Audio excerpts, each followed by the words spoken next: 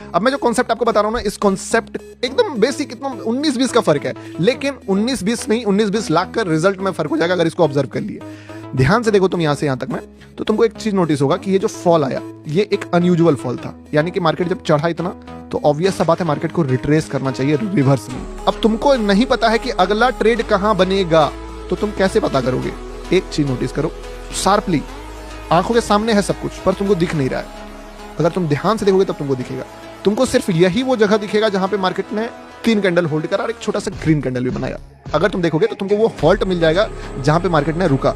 अब तुमको क्या करना है, एक छोटा सा लाइन जाके इसके ऊपर ड्रॉ करना है। अब तुम देखो इस लेवल पे ही मार्केट जब चढ़ा तो रिएक्ट करा। क्यों यहाँ पे रिएक्ट करा पता है? क्योंकि अगर ये यहाँ पे रिएक्ट नहीं करेगा तो इसको फिर इतना ऊपर जाना पड़ेगा, क्योंकि इस बीच में आप मुझे बताओ कहीं पे भी आपको रिट्रेसमेंट नहीं दिख रहा होगा। तो दिस इज द लेवल, जो लेवल कोई निकाल ही नहीं पाएगा। ये लेवल आप निकाल पाओगे अगर इस तरीके से आप ऑब्जर्व करोगे। अब एक बार जब लेवल आपके हाथ लग गया तो देखना लेवल्स का गेम किस तरीके से मार्केट ने किया। यहां से मार्केट जो है इस लिक्विडिटी का टारगेट है, इस लिक्विडिटी पे आता है मार्केट।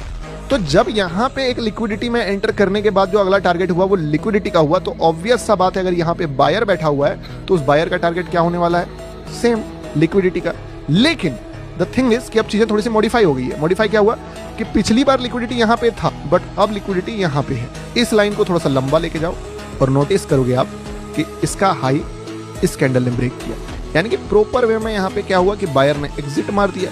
अब एग्जिट मार दिया बायर ने तो जितना बुलिशनेस था वो कम हो गया, लेकिन सेलर के ऊपर डिपेंड करता है कि वो इस गेम में घुसेगा कि नहीं घुसेगा। कैसे घुसा?